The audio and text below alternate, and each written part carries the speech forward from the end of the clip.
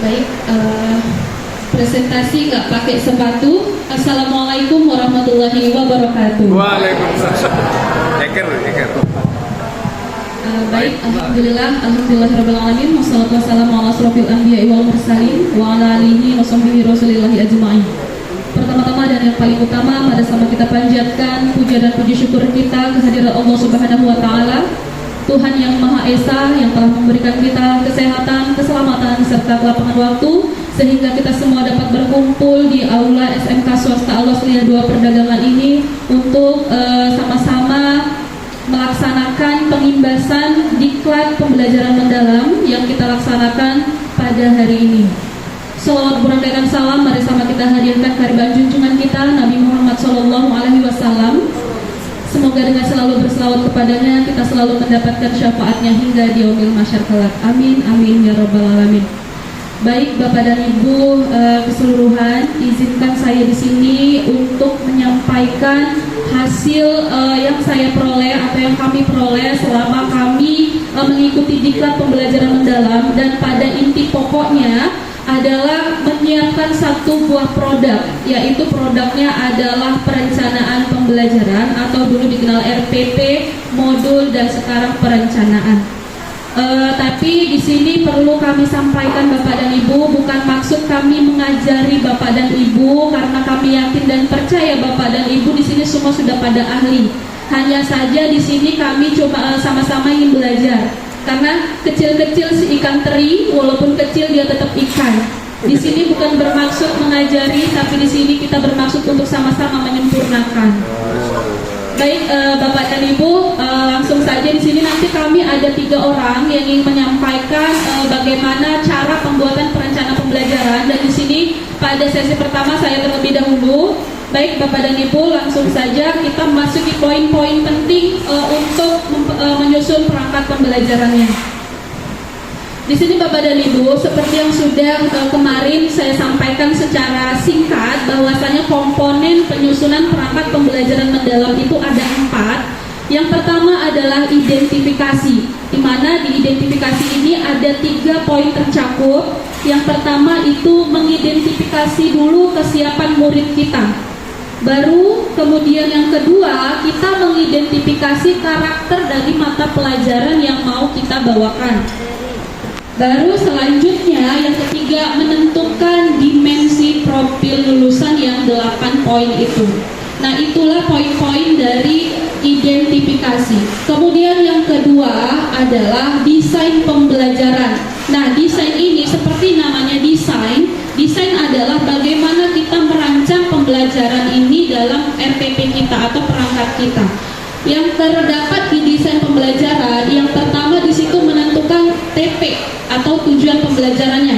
Tapi kemarin saya bilang sebelumnya bahwasanya alangkah lebih baiknya sebelum kita cantumkan TP-nya, maka kita cantumkan dulu CP-nya. Ya, kita semua kan guru Bapak dan Ibu sudah punya CP masing-masing ya Bapak dan Ibu. Jadi kita cantumkan dulu menganalisis CP-nya. Baru setelah menganalisis CP-nya, kita tentukan TP-nya beserta dengan indikatornya. Selanjutnya yang kedua yaitu menentukan kerangka pembelajaran. Nah, di kerangka ini isinya ada praktek pedagogis, kemitraan pembelajaran, lingkungan pembelajaran, dan pemanfaatan digital. Itu sampai di tahap kedua.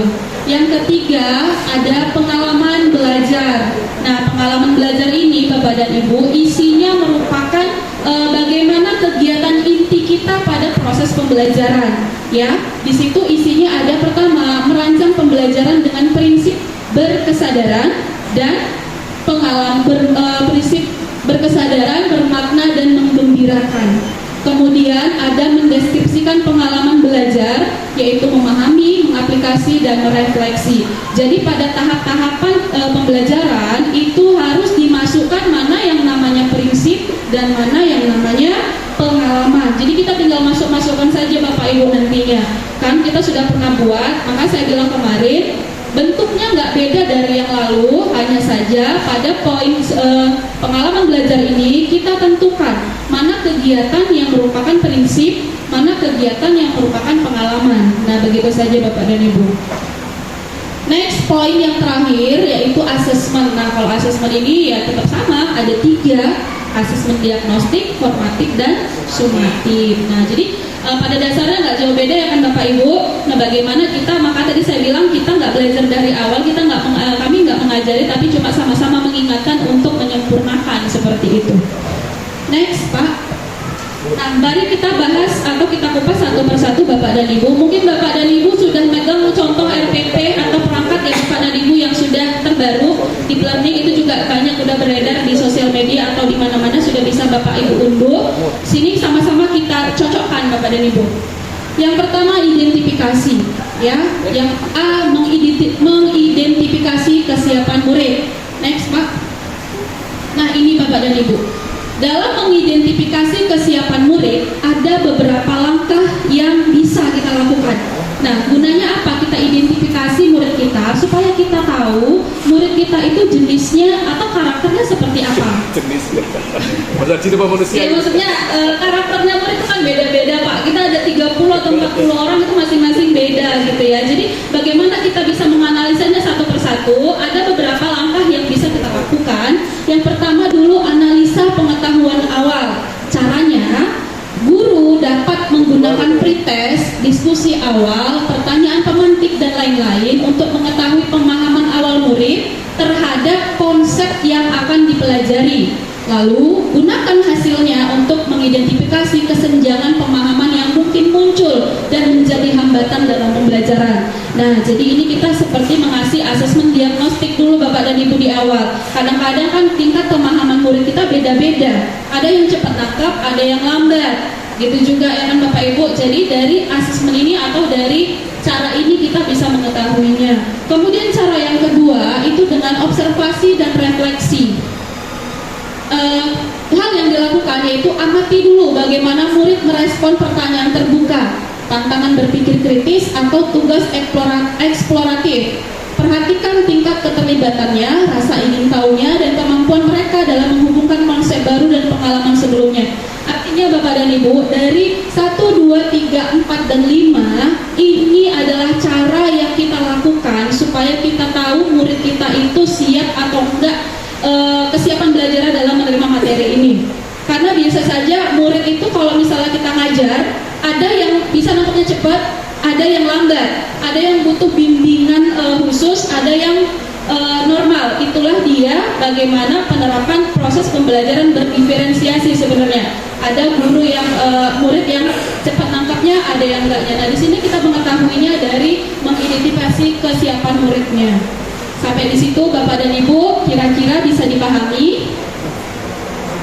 Izin Bapak Ibu saya bertanya, bisa dipahami Bapak Ibu untuk identifikasi muridnya? Oke, insya Allah kita lanjut ya Bapak Ibu. Next Pak. Nah, ini adalah contoh yang saya buat ketika saya menyusun perangkat pembelajaran atau perencanaan pembelajaran saya. Di identifikasi itu ada 4 poin yang saya masukkan. Yang pertama adalah pengetahuan awal murid. Nah, jadi di sini setelah saya mengidentifikasi pengetahuan awal itu adalah murid mengetahui teori Hinduisasi dan penerapan kasta pada masyarakat Hindu. Nah, pengetahuan awal ini Bapak Ibu bisa kita ambil dari mata pelajaran sebelumnya atau materi sebelumnya. Misalnya materi sebelumnya itu kalau saya di sejarah ya Bapak Ibu, pertama kan ada urutannya teori, kerajaan, baru dampak. Nah, itu kan ada urutannya. Jadi untuk mengidentifikasi pengetahuan awal murid, saya bisa mengambil dari pengetahuan atau materi yang sebelumnya. Bisa Bapak dan Ibu maksud?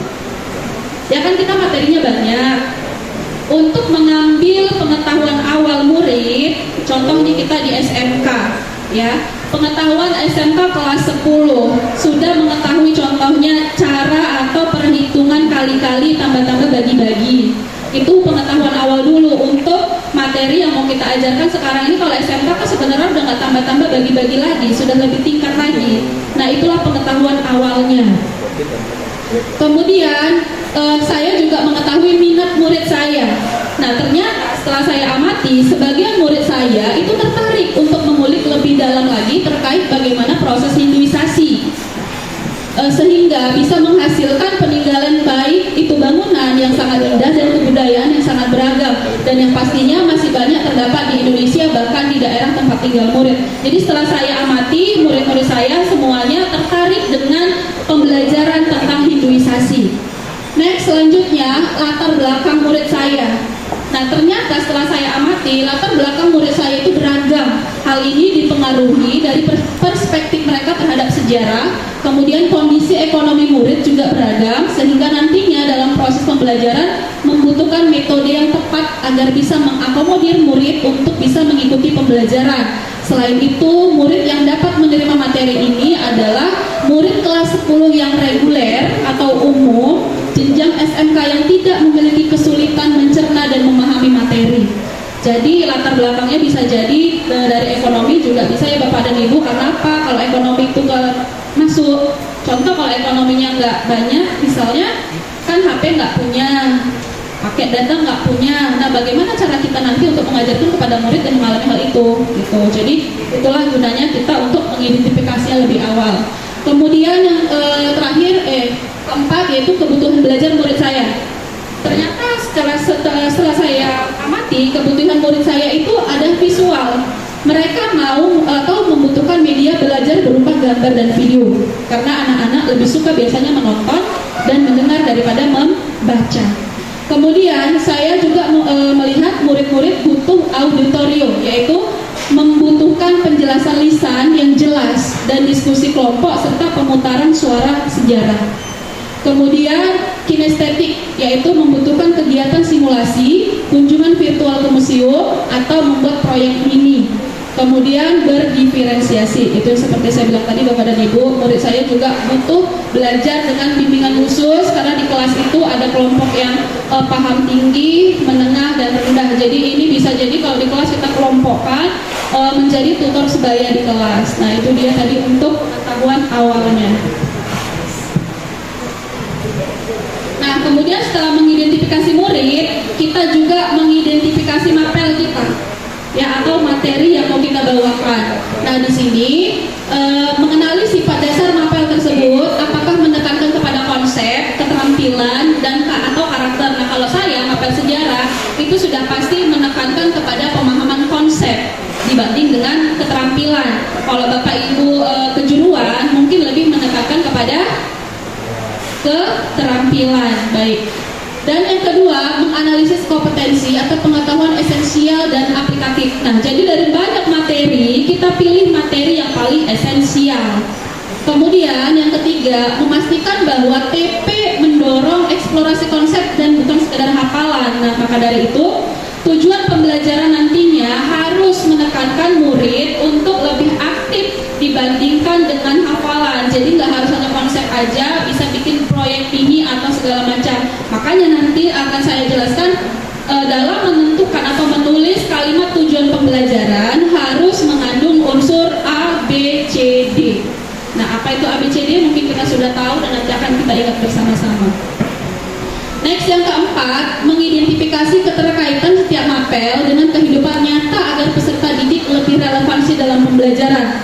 Nah, kita identifikasi materi kita apakah kontekstual atau tidak, dan kalau bisa mapel yang kita ajarkan itu harus kontekstual agar murid ini lebih paham. Karena kalau disandingkan dengan kehidupan nyatanya dan dia sendiri sebagai pelakunya, maka murid akan lebih cepat nangkapnya. Kayak gitu. Next, selanjutnya mengidentifikasi potensi mapel terhadap pencapaian 8 dimensi profil lulusan. Nah, ini apa sinerginya antara materi dengan DPL yang 8 itu. Selanjutnya, memilih strategi pembelajaran yang mendorong murid merancang proyek, melakukan penelitian, atau menyelesaikan tantangan berbasis data sesuai mata pelajaran. Nah, ini berbasis proyek ya Bapak dan Ibu. Dari mulai kurikulum Merdeka, kalau saya tidak salah silap, mulai pembelajaran itu kita menerapkan namanya model pembelajaran PJBL dan PBL, Project Based Learning dan Problem Based Learning. Kenapa yang dua ini lebih dikerucutkan? Karena di dua ini itu lebih menekankan pola aktif dari murid tersebut. Murid lebih aktif dibandingkan guru. Guru hanya sebagai fasilitator dan motivator saja, tapi semuanya di kelas itu yang berperan adalah murid. Itulah kenapa PBL dan PJBL itu lebih diutamakan. Next Pak. Nah ini dia Bapak dan Ibu contoh dari bagaimana karakteristik mapel yang telah saya buat. Ternyata di materi yang saya buat itu mengandung beberapa pengetahuan. Yang pertama pengetahuan faktual. Faktual itu artinya fakta. Apa di situ? Yaitu mengetahui bukti peninggalan kerajaan Hindu Buddha di Indonesia. Nah jadi murid dapat melihat secara nyata, secara fakta bukti-bukti yang sudah ada di tentang kerajaan yang ada di Indonesia. Jadi bisa dia lihat secara nyata, itu maksudnya faktual. Itu yang bisa dia lihat secara rinci. Kemudian pengetahuan konseptual. Kalau konseptual ini ya contohnya seperti kita melihat definisi-definisi, murid itu dapat mengetahui kondisi politik, sosial, ekonomis, serta budaya kerajaan Hindu Buddha. Nah seperti itu. Nah kalau konseptual itu kan seperti kayak bacaan, pengertian, definisi, perbedaan. Nah seperti itulah contoh-contoh dari konseptual. Next, pengetahuan prosedural. Nah prosedural yang dimaksud adalah langkah-langkah. Apakah materi yang mau kita sampaikan nanti akan terdapat langkah-langkahnya.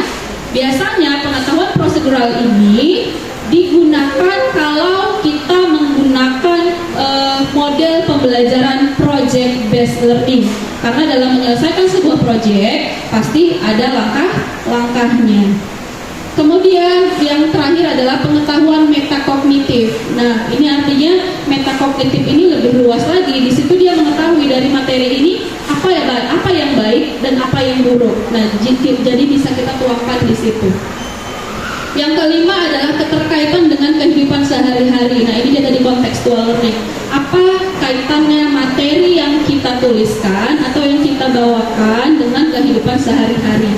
Itu dia Bapak dan Ibu. Next. Nah dia menentukan dimensi profil lulusan. Nah kalau ini seperti yang saya bilang, dalam materi yang kita susun itu menyangkut sama dimensi yang mana. Nggak semerta-merta 88 itu harus masuk Bapak dan Ibu. Boleh pilih yang mana aja yang memang benar-benar terkoneksi antara materi dengan dimensi. Jadi kalau misalnya 8 masuk ya udah monggo 8, tapi kalau hanya 2 ya nggak apa-apa, 2 aja. Jadi nggak semerta-merta harus masuk semua. Pilihlah sesuai dengan materi yang kita ajarkan atau yang kita susun di perencanaan tersebut. Next Pak. Nah kalau ini jenis-jenis atau dimensi profilnya udah tahu semua Bapak dan Ibu, nggak saya jelaskan lagi. Kita sudah paham 8 itu apa aja. Nah sampai di sini Bapak Ibu untuk tahap identifikasi, apakah ada pertanyaan atau yang kurang jelas Bapak dan Ibu silahkan sebelum saya lanjut untuk poin yang kedua. Silakan Bapak dan Ibu, nanti di insya Allah di akhir akan saya kasih format yang sudah kami susun selama kami pelatihan, nanti boleh di ATM. Begitu. Ada Bapak dan Ibu untuk tahap awal? Saya rasa sudah ya Bapak Ibu ya. Oke lanjut Aurelian yang kedua.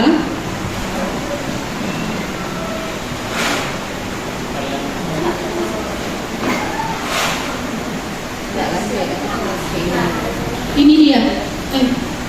Oke, masuk poin yang kedua yaitu desain pembelajaran. Nah Bapak Ibu, seperti namanya desain, kita di sini bertugas untuk merancang membuat perangkat kita itu sedemikian rupa supaya bisa jelas dibaca dan jelas untuk dilaksanakan. Karena apa? Seperti yang kita ketahui bersama, fungsi dari perangkat pembelajaran ini untuk bagi seorang guru sebagai kompas kita dalam melaksanakan pembelajaran di kelas. Jadi sebagai kompas haruslah berbentuk itu yang serinci-rincinya, ya kan? Karena seperti yang dibilang Ibu Kepala Sekolah juga pada tempo hari itu, kalau gurunya nggak datang, bisa jadi perangkatnya itu menjadi panduan guru lain untuk membimbing muridnya di dalam kelas, ya kan? Misalnya saya nggak datang, nah yang mengimpal itu misalnya Pak Agung. Nah Pak Agung kan nggak ngerti materi saya, jadi adanya RPP atau perencanaan pembelajaran ini Pak Agung bisa menghandle kelas saya dengan langkah-langkah yang sudah saya bikin. Nah jadi mari sama-sama kita desain perangkat pembelajaran kita itu serinci mungkin supaya bisa dibaca selain oleh kita oleh orang lain juga. Next. Nah, di desain pembelajaran ada 7 poin yang harus dipenuhi Bapak dan Ibu. Yang pertama itu adalah analisis CP. Ya, kalau analisis CP ini Bapak dan Ibu tinggal copy paste aja dari CP itu kan ada soft copy-nya, tinggal masukkan aja ke situ, jepret dan selesai. Itu masuk satu, selesai. Kemudian yang kedua, next Pak Darian. Lagi.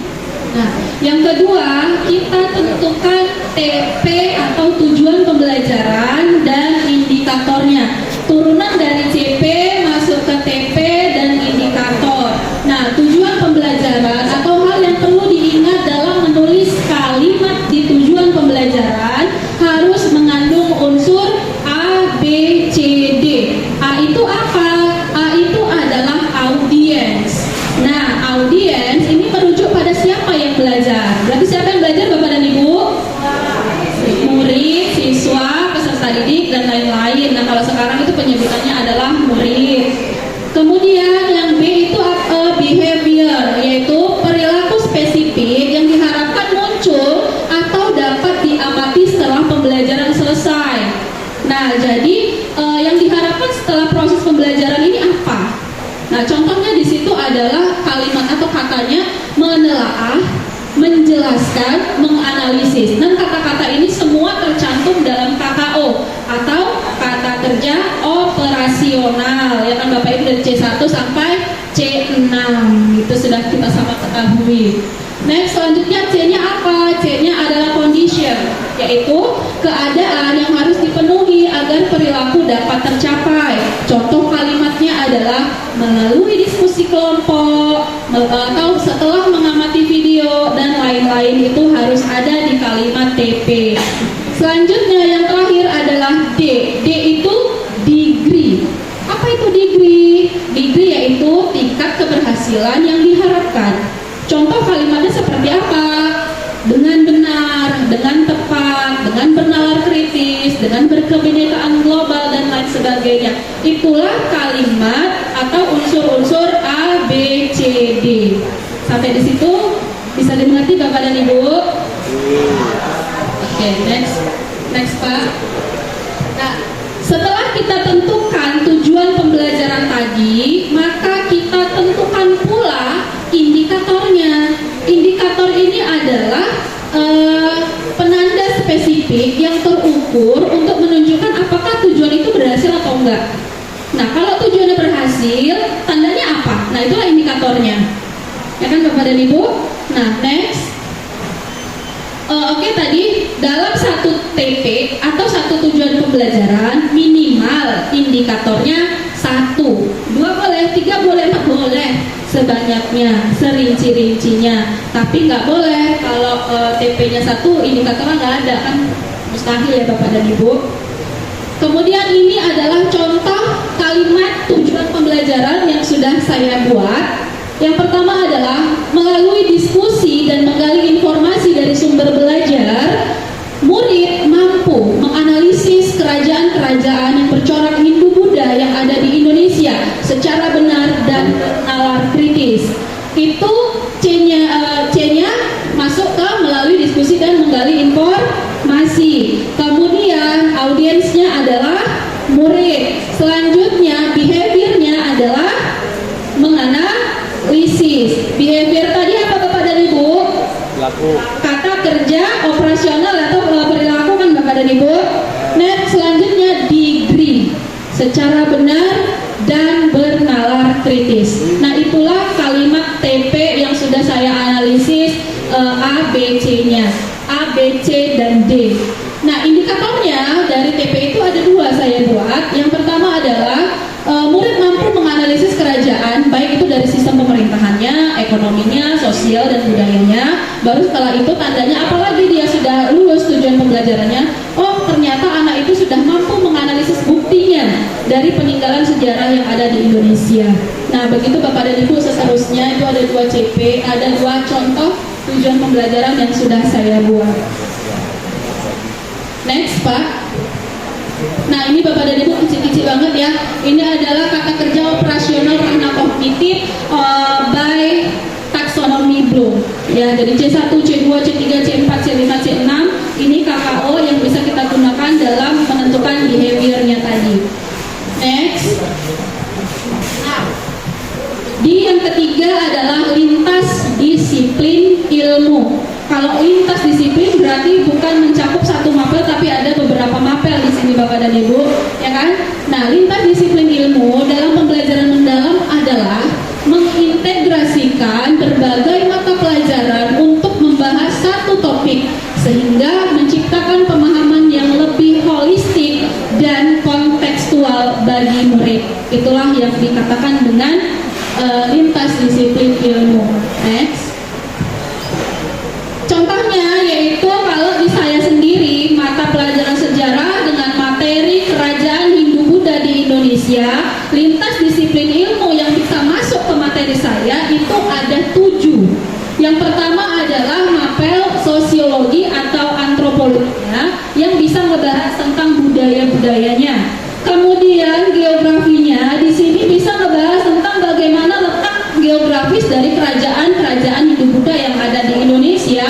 Selanjutnya seni budaya. Ini mencakup tentang hasil budaya atau arsitektur atau akulturasi budayanya. Kemudian agama jelas karena materi Hindu-Buddha ini merupakan agama, sangkut pautnya dengan agama berarti bisa kita integrasikan pelajaran agama. Bahasa Indonesia juga jelas karena bagaimanapun pelajaran ini juga menggunakan bahasa Indonesia bukan bahasa Belanda. Next adalah ekonomi. Nah, ekonomi di sini terintegrasi ketika siswa atau murid memahami sistem ekonomi di kerajaan Hindu-Buddha. Next, yang terakhir adalah arkeologi. Bagaimana di sini menganalisis tentang bukti peninggalan arkeolog yang ada di kerajaan Hindu-Buddha pada masa itu. Itulah 7 mata pelajaran yang bisa terintegrasi dari materi yang saya sampaikan. Next. Nah, ini praktek pedagogik. Nah, Bapak dan Ibu, praktek pedagogik disinilah kita mulai merancang apa yang mau kita pakai, model pembelajaran apa, kemudian model strategi dan metode apa yang kita pakai dalam menuliskan atau dalam merancang pembelajarannya. Next, Pak. Nah, di sini dalam materi yang saya bawakan atau yang saya tuliskan, saya menggunakan model pembelajaran project based learning. Ya, di mana di project based learning ini murid akan diarahkan untuk menganalisis kerajaan Hindu-Buddha di Indonesia dan disajikan dalam bentuk video edukasi dengan menggunakan aplikasi Canva dan YouTube yang kemudian diupload ke media sosial.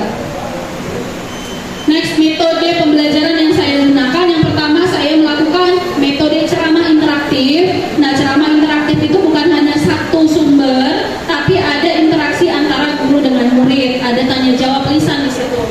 Kemudian yang kedua, berdiskusi kelompok. Kemudian yang ketiga, tanya jawab tadi juga. Kemudian yang keempat, proyek kreatif.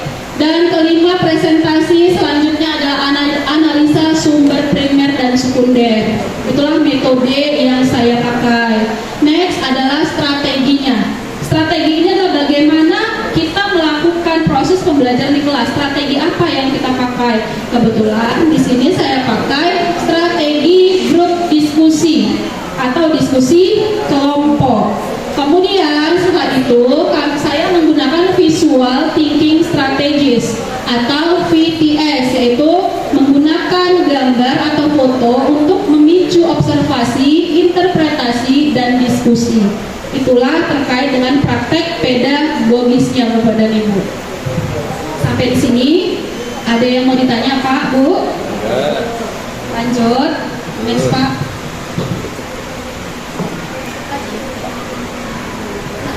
Ini dia yang kelima, kemitraan pembelajaran. Nah, di sini namanya mitra berarti rekan kita sesama guru atau sesama dari dalam sekolah maupun luar sekolah, itulah mitra kita dalam belajar.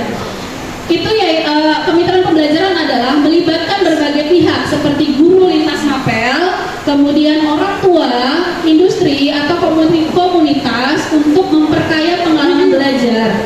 Kolaborasi ini dapat dilakukan melalui diskusi, mentoring, atau kunjungan lapangan dan lain-lain. Next. Nah, ini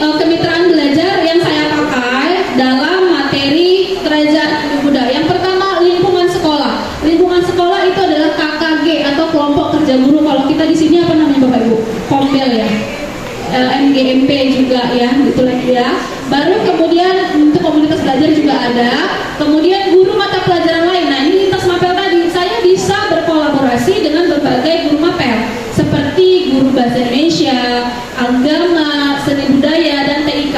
TIK kenapa masuk? Ya, karena tadi saya menggunakan project based learning dengan menggunakan aplikasi Canva dan diupload ke YouTube. Jadi TIK atau informatika di sini bisa berkolaborasi dengan saya seperti itu. Next, selanjutnya adalah pustakawan sekolah atau perpustakaan ya Bapak dan Ibu, ini bisa kolaborasi dengan mapel saya. Next, selanjutnya lingkungan luar sekolah yang bisa saya jadikan mitra, yaitu museum lokal atau arsip daerah di sekitar tempat tinggal. Nah, kalau misalnya di sini dekat museumnya ya saja saya bawa ke sana, tapi karena jauh ya udah museumnya museum virtual saya bikin. Kemudian yang kedua, tokoh masyarakat atau sesepuh yang memiliki ingatan tentang peristiwa lokal. Kemudian komunitas pecinta sejarah atau budaya lokal. Kemudian ada universitas atau lembaga penelitian, dan yang terakhir ada pegiat kesenian tradisional. Dan pegiat kesenian tradisional ini bisa saja kalau di perdagangan ini ada sosial ya, yayasan sosial. Itu kan ada barongsainya. Nah, jadi anak-anak itu bisa mengeksplorasi kebudayaan barongsai itu yang terkait dengan kesenian budaya. Mereka bisa touring ke sana, mereka bisa juga mewawancarai ke sana terkait dengan budaya Hindu-Buddha yang ada di Indonesia dan masih ada sampai saat ini. Itulah dia contextual learning. Selanjutnya adalah masyarakat. Nah, kalau masyarakat ini termasuknya di situ orang tua dan komunitas lokal yang masih melestarikan tradisi dan seni peninggalan Hindu Buddha seperti yang saya bilang tadi. Nah, itulah Bapak dan Ibu tentang kemitraan pembelajaran. Nah, kalau lingkungan pembelajaran ini adalah bagaimana kita menciptakan ruang belajar yang mendukung eksplorasi dan kolaborasi, baik dalam bentuk fisik seperti kelas interaktif, laboratorium, dan ruang kreatif, maupun virtual seperti forum diskusi dan platform LMS. LMS yang bikin LMS. Ya kan Bapak dan Ibu, next. Nah, ini ruang fisik. Ruang fisik yang dimaksud seperti apa contohnya? Kelas yang fleksibel, ya. Kelas fleksibel itu seperti apa? Ya ini moving class. Kadang kita di depan, kadang di aula, kadang di lab, di mana-mana. Itulah kelas yang fleksibel, moving class. Next, selanjutnya adalah perpustakaan sekolah, ya, ada sendiri. Kemudian adalah area yang memungkinkan untuk melakukan proses pembelajaran selain di dalam ruang kelas. Nah, kalau kita kan biasa Bapak dan Ibu ya, bosan di kelas kita tarik ke joglo, bosan di kelas kita tarik ke lapangan. Seperti itulah kondisi ruang fisiknya. Next, ruang virtual. Nah, ruang virtual ini itu ada dua contohnya, sepertinya pemakaian internet dan media sosial. Nah, jadi dengan adanya internet dan media sosial, proses pembelajaran ini dapat berlangsung. Next, Pak. Nah, ini adalah budaya belajar. Ya, budaya belajar yang diterapkan pada proses pembelajaran di kelas. Yang pertama itu budaya berpusat pada murid atau student center. Ya, kemudian ada budaya inquiry, budaya kritis. Budaya kritis yang dimaksud ini bukan kritis mau gimana-gimana, tapi kritisnya itu pemahaman yang lebih mendalam, lebih rinci, rasa ingin tahu yang tinggi, atau tingkat high order thinking skill-nya itu teruji. Next adalah budaya kolaboratif, bagaimana murid itu bekerja sama dalam kelompok. Kemudian adalah menyenangkan dan bermakna. Nah, ini dia. Kita kalau belajar Bapak dan Ibu, kalau serem-serem kali pasti murid nggak akan masuk ke pembelajarannya, gitu ya. Jadi bagaimana kita menciptakan kelas itu semenyenangkan mungkin, seefektif mungkin, bermakna sehingga berkesan sama murid. Oh, ternyata tadi aku belajar sejarah, hari ini kayak gini.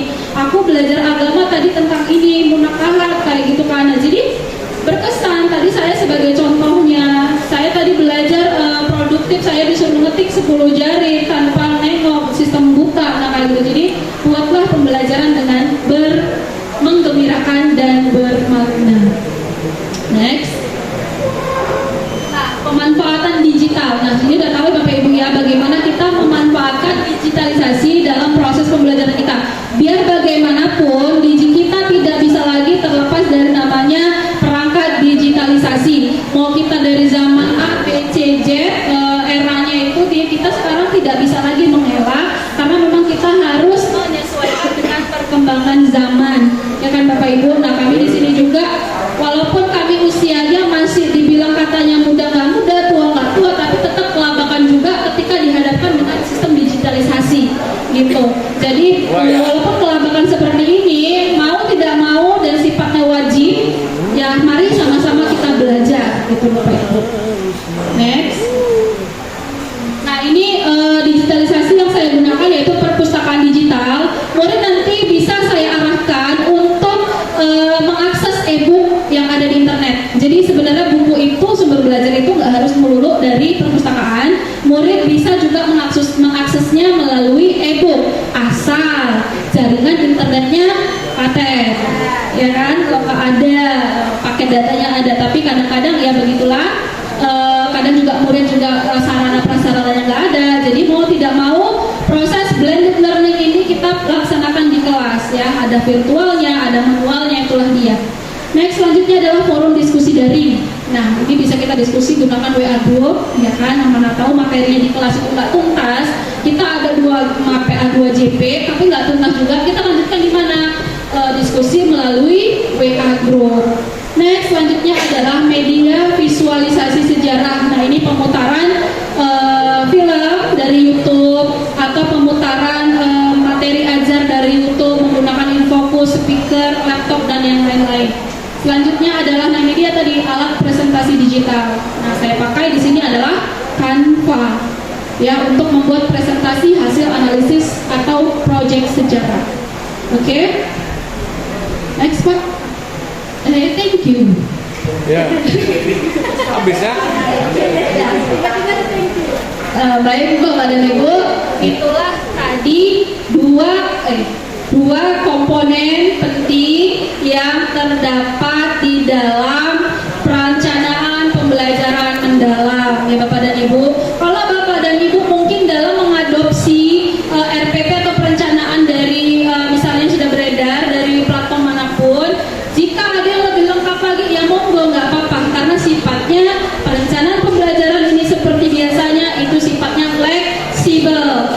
Sebatas mana kita mampu membacanya, sebatas mana kita mengetahui isi dari apa yang kita buat, itu sudah paten, ya kan Bapak Ibu. Yang enggak itu adalah udah nggak buat dan nggak paham. Nah itu dia.